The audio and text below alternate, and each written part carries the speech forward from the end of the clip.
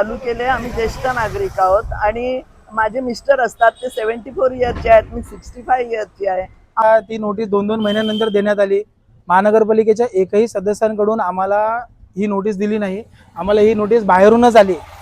पण आता अचानकपणे गेल्या 4-5 दिवसापासून मागे तोडक कारवाई चालू झाली। या तोडक कारवाईमध्ये आमची खाली दुकानं आहेत, जोरात व्हायब्रेशन चालू आहे आणि व्हायब्रेशनमध्ये उद्या एखादा स्लॅब कोसळला या सिलिंग पडली तर त्याचा जबाबदार कोण?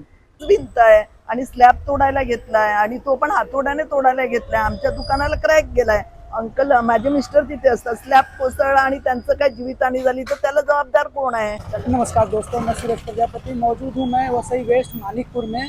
और यहाँ पे जैसे कि पूरी महाराष्ट्र में तोड़क कार्रवाई चल रही है, इसी तरह यहाँ पे भी तोड़क कार्रवाई चल रही है। लेकिन इनका ये प्राइवेट प्रॉपर्टी है और यहाँ पे इनके बगल में जो तोड़क कार्रवाई चल रही है इससे इनके घर को डैमेज पहुँच रहा है। इसके लिए बहुत परेशान है। आइए जानते हैं इनसे क्या प्रॉब्लम हो रही है। आमचं दुकान आहे इकडे, गेल्या 45 वर्षापेक्षा जास्त दुकान झालं आहे इकडे आणि आमच्या दुकानाचं आम्ही स्वखर्चाने वारंवार रिपेअर केलं आहे। आताही आम्ही रिपेअर केलं आहे। महानगरपालिकेला आम्ही याच्याबद्दल नोंदणी अर्जही दिला आहे। काम करताना परवानगी मिळावी यासाठी पण आम्ही विरार हेड ऑफिसमध्ये महानगरपालिकेत आम्ही अर्ज केला आहे। पण गेल्या काही महिन्यापासून C1ची नोटीस आली। आम्हाला ती नोटीस 2-2 महिन्यानंतर देण्यात आली। महानगरपालिकेच्या एकही सदस्यांकडून आम्हाला ही नोटीस दिली नाही। आम्हाला ही नोटीस बाहेरूनच आली। पण आता अचानकपणे गेल्या 4-5 दिवसापासून मागे तोडक कारवाई चालू झाली। या तोडक कारवाईमध्ये आमची खाली दुकानं आहेत, खाली कसलंच परांची बांधलं नाही, सेफ्टिक केलं नाही, काही नाही आणि हातोड्यांनी सर्व दुकान हातोड्यांनी तोडक कारवाई चालू आहे। त्याच्यामुळे आमच्या दुकानामध्ये भरपूर जोरात व्हायब्रेशन चालू आहे आणि व्हायब्रेशनमध्ये उद्या एखादा स्लॅब कोसळला या सिलिंग पडली तर त्याचा जबाबदार कोण?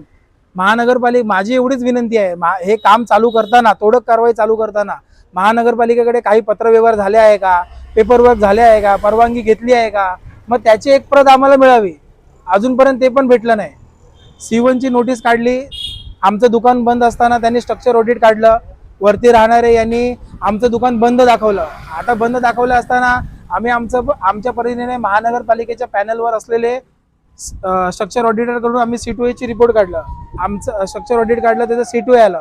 त्यानंतर आम्ही महानगरपालिकेला पत्रव्यवहार केलं की आता पुढे काय, पण महानगरपालिकेकडून आम्हाला कसलंच उत्तर आलं नाही आहे आणि असं उत्तर न येता मागे तोडक कारवाई चालू झाली। मग ह्याचं जबाबदार कोण आहे आणि आमच्या सेफ्टीचं काय? कसलीही सेफ्टी न घेता तोडक कारवाई केलेली आहे। दुकानाच्या आतमध्ये, बाजूच्या दुकानाच्या आतमध्ये क्रॅक पण आलेला आहे। मग उद्या सिलिंग पडली आणि एखादं जीवितहानी झालं तोपर्यंत महानगरपालिका काय करणार याचं उत्तर आम्हाला द्यावं। तो जैसे कि इनका कहना है C1 का नोटिस आया और C2 का नोटिस बगैर दिए और इन्होंने तोड़क कार्रवाई चालू कर दिया है। यहाँ पे बुजुर्ग बहुत ही परेशान है। अभी ये इतने उम्र में कैसे भागम दौड़ करे।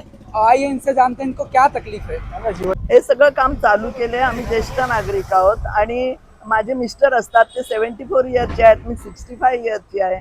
आम्हाला काही न सांगता बांधकाम तोडायला घेतलंय आणि विचारलं तर ते म्हणतात आम्ही आमच्या जागेत करायचे घेतले, पण आमच्या बाजूला त्यांच्या बाजूला आणि आमची एकच भिंत आहे आणि स्लॅब तोडायला घेतलाय आणि तो पण हातोड्याने तोडायला घेतलाय। आमच्या दुकानाला क्रॅक गेलाय। अंकल माझे मिस्टर तिथे असतात, स्लॅब कोसळला आणि त्यांचं काय जीवितहानी झाली तर त्याला जबाबदार कोण आहे? हा लिओ विक्टोरिस राहील का की म्युन्सिपालिटी राहील, कोण राहील? त्याचं आम्हाला उत्तर द्यावं। दुसरं आमचं काही हे नाही आणि त्याने आम्हाला व्यवस्थित हे करून घ्यावं, याचं आम्हाला सगळं आम्हाला उत्तर बरोबर मिळाली पाहिजे। तो महानगर पालिका इनको आश्वासन दे कि इनका जो घर है उसको कोई डैमेज नहीं पहुंचेगा, क्योंकि ये बुजुर्ग हैं और दुकान है इनका जो शॉप है उसको कोई डैमेज ना पहुंचे, क्योंकि ये बुजुर्ग हैं। कहीं भागम दौड़ करने से इनके बहुत भारी पड़ेगा। और ये जो है 70 साल के, इनके जो हस्बैंड है 70 साल के हो गए हैं। अभी उनका आप समझो आना जाना कितना मुश्किल होता होगा।